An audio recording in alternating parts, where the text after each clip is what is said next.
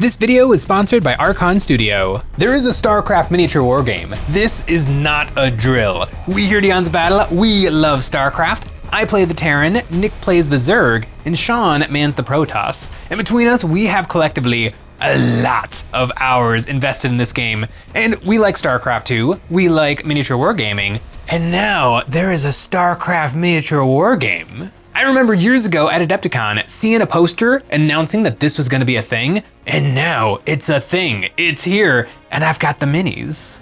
I love new minis, and these are particularly exciting plastic minis. We got the Terran in a cobalt blue, the Zerg are printed in a purple, and what's really interesting are these transparent injection molded parts. For the Terran, there's a transparent orange sprue with bullet effects, and the little minerals for the mineral fields in orange, just like in the game.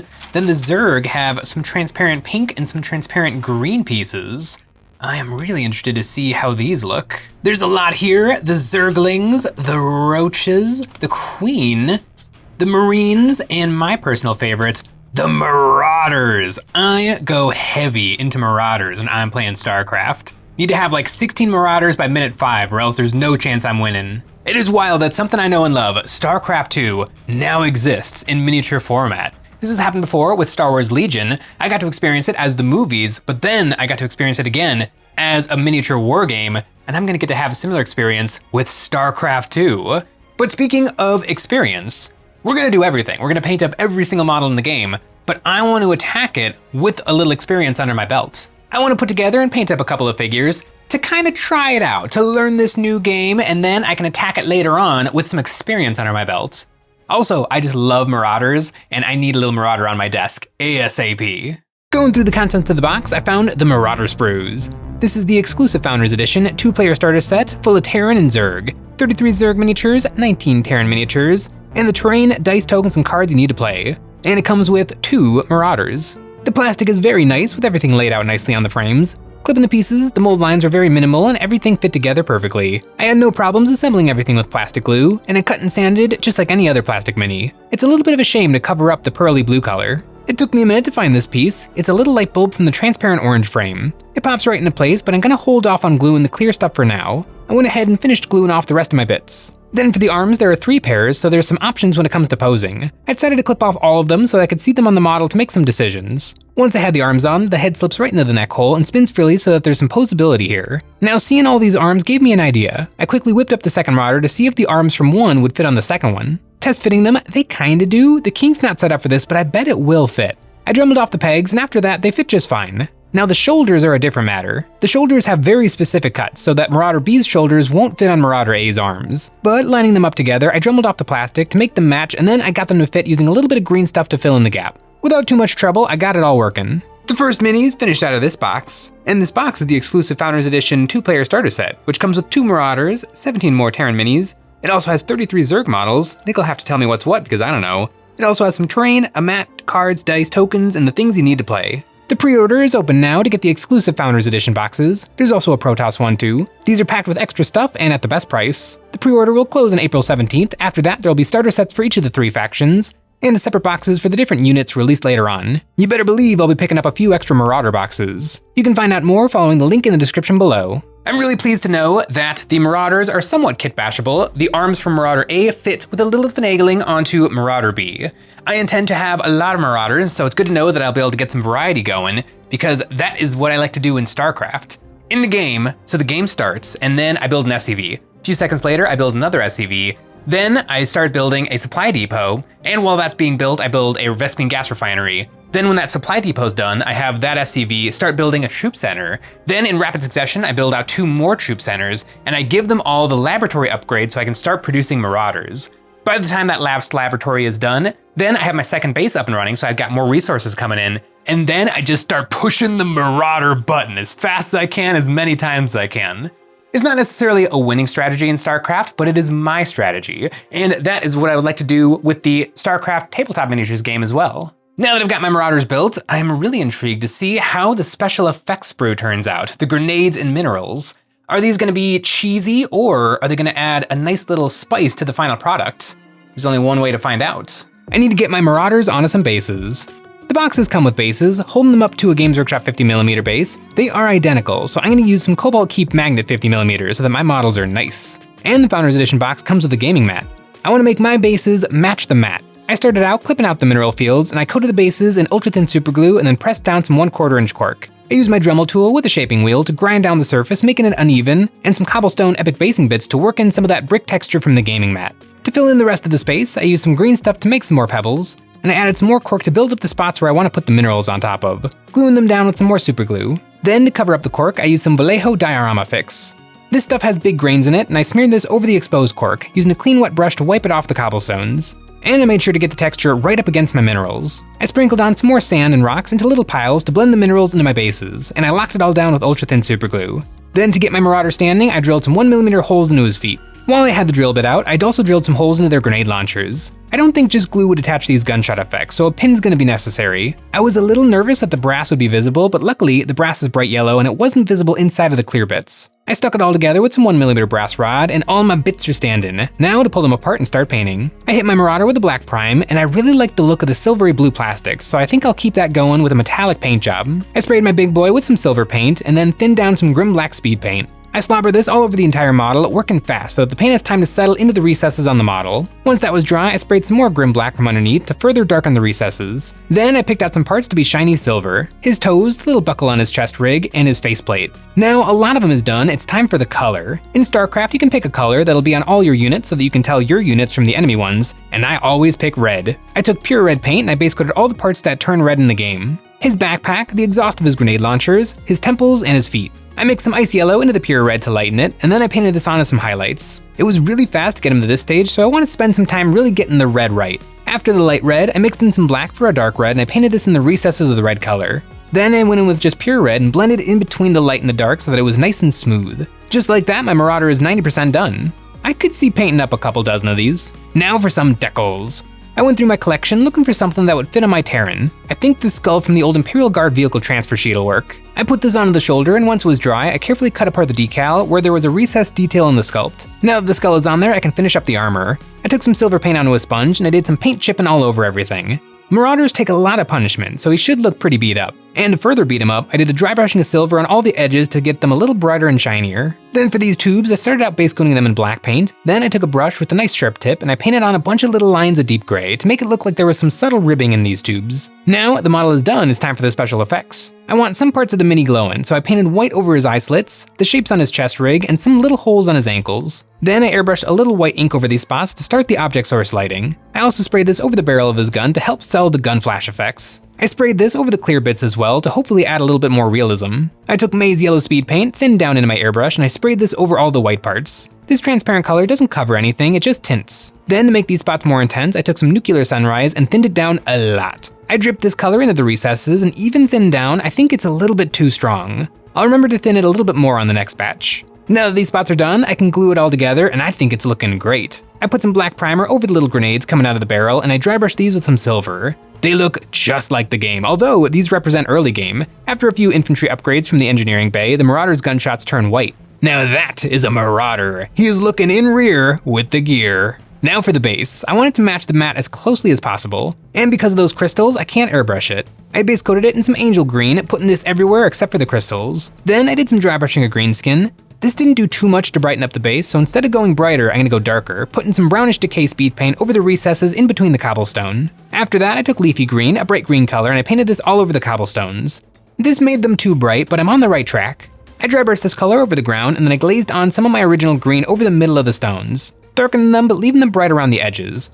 And I further brightened these edges with leafy green mixed with demonic yellow. Now it's starting to look like the mat. I glued down my Marauder, and there are these little yellowish plants on the mat, and I found some grass tufts that are a pretty good match, and I glued these down. Now my little guy is ready for dust off. That is a Marauder from StarCraft 2. It's an actual little miniature in my hands. It's actually not that small of a miniature. This guy is huge. I don't know what it is about miniature wargaming and me, but I always tend to play the heavy guys. Terminators, Centurions, even in Age of Sigmar, I've got the Ossiarch Bone Reapers with the really big bone guys. I just like the big guys. I'm very happy with this scheme. I've got my red on there. Whenever I play StarCraft, I always pick the red for my faction color, and this is gonna be a very easily replicatable scheme. I don't know what a reasonable number of Marauders to bring in the StarCraft Miniatures game, but I intend to bring an unreasonable number of them. Now that I've got this Marauder under my belt, I feel confident in painting up some more Terran, although I do kind of want to poke around at the Zerg too. One of my fondest memories of StarCraft 2 was all of us playing together, and we all did a big push into the enemy base, and Nick and myself got completely demolished. The only reason Sean survived is because he was just spamming Sky Rays. But I had some medevacs still alive, and Nick had like a dozen roaches. And so I just put my medevacs to heal his roaches, and we just started pushing up the western flank, and we just started taking out bases one by one, because my medevacs were healing the roaches as fast as they were taking damage, and this like little brick of stuff just did more business than it had any right to do. And so I kind of want to paint up a roach. I really don't know that much about the Zerg. I only play Terran. I don't even know what the roaches look like. To me, they're just purpley blobs that my Marauders love to shoot. Finding the roach sprue, this has given me some serious Tyrannid flashbacks. And he looks kinda cute. Clipping out the parts, they're fat little spiders. It went together nice and easy. It was a little bit tricky keeping track of the left and the right legs. I have a bad habit of not following the instructions. There's also some special effects to the roaches. They're acid spray. This bit gets locked inside of the teeth during assembly. I don't want to glue it yet. I want to paint it up separately, so to attach his head, I used a very light touch with the glue so that hopefully his head will be loose enough to shove this bit in later. I glued together the rest of the model. These spikes on the back are done in a very interesting fashion. The back has holes, and the spikes are on little sprues that poke up from underneath. With him all together, he's a good-looking little monster. Like my Marauder, he is a heavy infantry kind of guy. And he also stands on a 50mm base. For the Zerg faction, they spread the creep, an alien goo that covers the ground. To replicate this, I coated the base in Elmer's glue and then dripped some ultra-thin superglue over it. This superglue makes the top layer of white glue dry instantly and twist and pucker, making a disgusting-looking texture that is smeared around with a toothpick. I added a second layer of white glue where there was too much black base showing through, and after that, I wanted to add some more texture using some dirty down snot. I used this stuff to have some strands stretching out over the base.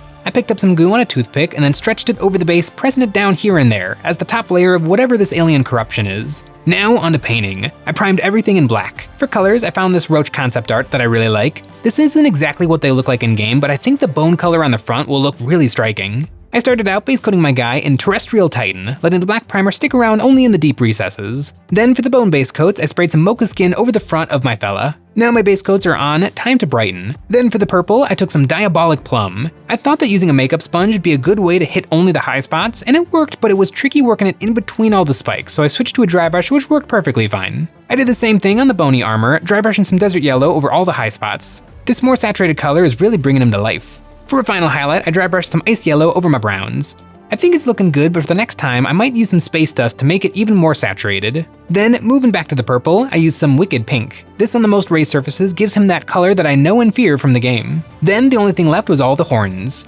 Keeping with the concept art, I base coated all the spines with some obsidian skin. Then I did a dry brushing with some gray castle. Then I finished them off with some matte white. This worked with the reference, but next time I might try a blue or green to keep these more saturated with color. And you know where you can get some saturated colors? That's right, EonsOfBattle.com. Over there we have all kinds of hobby goodies, Great Height Studio bits to spice up your Space Marines, Army Painter paints, brushes, base and cork, and we got glue, ultra thin and ultra thick super glue. And we have Terrain. This best way to support us doing what we do by getting a membership. Each month, members get a credit good for any one terrain pack we've ever made, or the brand new one. New in March, we have created the Creeping Forest, a collection of mysterious living creatures that can populate a board perfect for any fantastical wargame. Weave your models in between the scuttling crab trees, and you'd better watch your step or you'll get bit by the timber mimics. As you wander through a forest of monstrous mushrooms, dripping with colorful toxins, you might come across the Land Kraken, a master of camouflage and a very dangerous encounter. This Wondrous Terrain collection was invented by us and is available physically and as STL from EonsOfBattle.com. I'm happy with my little monster, and I picked out his 3 eyes, with dots of green and a satin varnish on the mini. Now for that vomit. I want to try washing it. Ghillie Doo is a really nice bright green, and it's transparent, so it'll tint the clear plastic. I think it looks pretty good. I popped it into place with just a little flex, and I like it. Now for that base. I took the colors from my Zerg, Terrestrial Titan, as the base coat, and then for the highlight, I want to keep it subtle and desaturated, so I sprayed some Castle Gray from one direction, on an angle so it landed on all the texture. That is the creep from the game. I glued down my Roach and then hit the base rim with some black paint. That is 2 StarCraft minis. I can't wait to give the game a try. Maybe we'll test it out with some nickels and pennies while we get the rest of the minis in the box built up. Look at this little guy. Oh, with the little acid spray. The transparent pieces are really interesting. I like them. It does do a little bit more of a toyification of the miniatures, but I feel like it works really well for the StarCraft minis because StarCraft does have lore and stuff, but they feel a lot more toyish, and so I don't mind them being a little sillier. I think it adds a nice touch to these minis. And in terms of these minis, I really like them. It's kind of a unique experience to put these guys together because I don't really know what they look like. When you play StarCraft 2, all of these units are just the tiniest little pixels on the screen, and you just, you create them and then you send them out and they get destroyed seconds later, and you don't really analyze what things really look like. But now that I have them in high definition in front of me, I know exactly what they look like. Oh, my little Marauder with the grenades.